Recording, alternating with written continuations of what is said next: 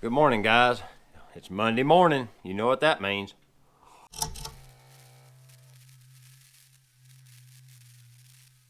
All right, this morning, what I got for you is a haul video. I was looking around on Facebook Marketplace. I always just kind of skim through it just to see kind of what's in the local area.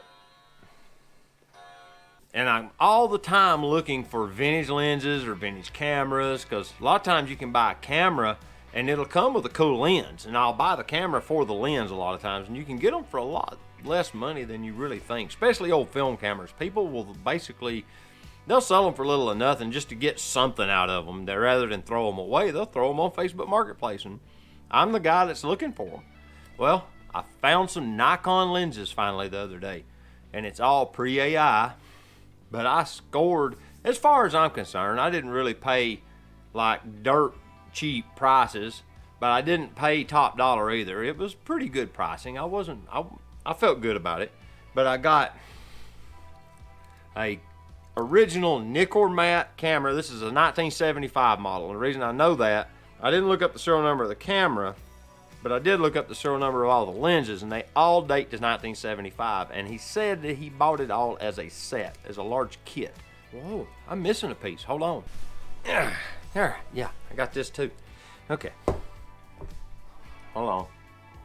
When I saw the camera, it already had a lens on it that I was really interested in. It had this guy on it. A 50mm f1.4 pre-AI. You may not know this, but I already had one of those. I'm always on the lookout, and if I can get it cheap enough, I'll parlay it around, I'll trade it or whatever, I got to looking, the serial numbers are literally 2,826,000. One is 239 and one is 443. They're like 200 serial numbers off from one another. It'd been nice to have sequential serial numbers. That'd been sweet, but 200, I'll take it. But it's in really, really good shape. It doesn't have hardly any usage wear. There's a few little dings around the lens mount here, around the filter thread, but all in all, it's in great condition. Aperture ring works good. Now, this one has the metering fork on it. That's important because this camera has a metering fork. It actually has one on it, which is kind of interesting. I've never had a camera that had a metering fork. You'll notice there's electrical tape on the top of it because apparently at some point it had a flash, and that flash got broke off and it tore the hot shoe off. The whole top of this is, underneath this is all, the whole hot shoe is missing. It's just a hole with some like contacts for the flash in there, but they've covered it with electrical tape. I bet it still works fine without the flash. I also got a 135mm f2.8 pre-AI. Big old behemoth of a lens, and it's smooth as glass. Aperture ring works good. I'm gonna do a review on this guy soon. This is an interesting lens. The only other 135mm I have is a Series E 135, and when we went to our trip up on the eastern seaboard up north, I took it. What I've got today is the 135mm f2.8 Series E Nikon lens as a lens to use, and because it produces really, really good photos, and I reviewed it while I was on that trip. But I'm curious to see how this one looks. I've cleaned all these up with alcohol since I got them, and they've shined up way better than they did when I first got them. Next lens I got was a 28mm f3.5. When you look these lenses up, these say kit lenses. This come in a big kit. Apparently, when you bought it, you got the 28, the 50, and the 135 with the camera. It was a big box set because it says kit lens. And if you go to that New Zealand site, that you look up the serial numbers to get the age of the lens. But I've never had the little f3.5 variant, so I'm curious to see how it produces, how its image quality is compared to the f2.8s that I have. I have a pre-AI f2.8, and then I have a AIS 2.8, and now I've got a 3.5. So I'm curious to see how that works. And then I got this little guy. It's like brand new. I mean, a little red felt line leather box. It's a Vivitar 2X teleconverter for Nikon. Look, it still has a coupling pin extension on it. And on the back of it, it has a scale to show you, since it's a 2X, you lose 2 stops of light. And it tells you your f-stops when you go from 1X to 2X, so that you can say, okay, if I have an f2.8 lens, it's now f5.6. It shows you right here on this little chart. I just thought that's kind of neat. The gentleman I got the stuff from said he bought the teleconverter so he could put it on his 135. You gotta line up the aperture feeler with the aperture. There's that. I feel it dropping in. There it went. Oh, I was spinning the wrong part. Okay.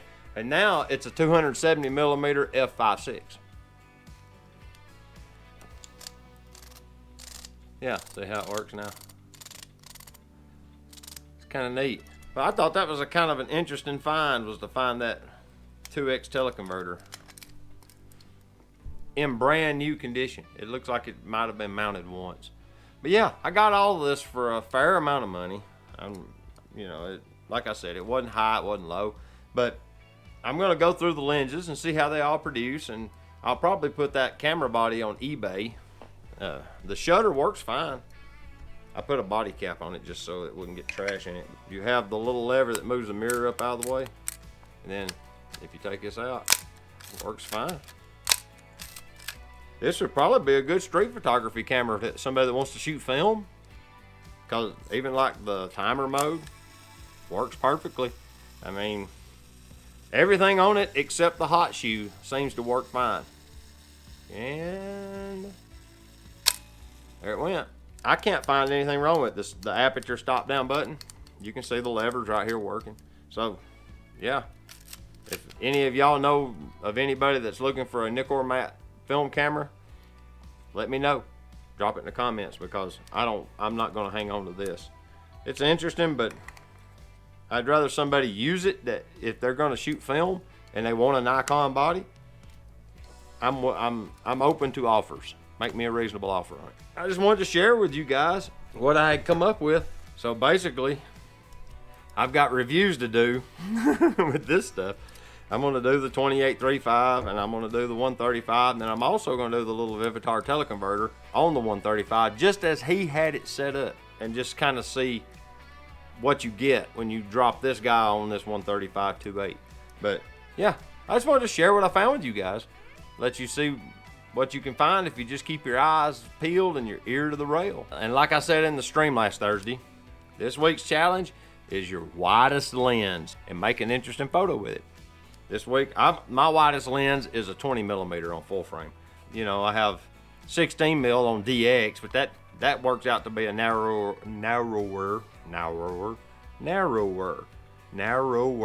field of view than a 20 mil is on full frame. So I'm going to shoot this on the Z6.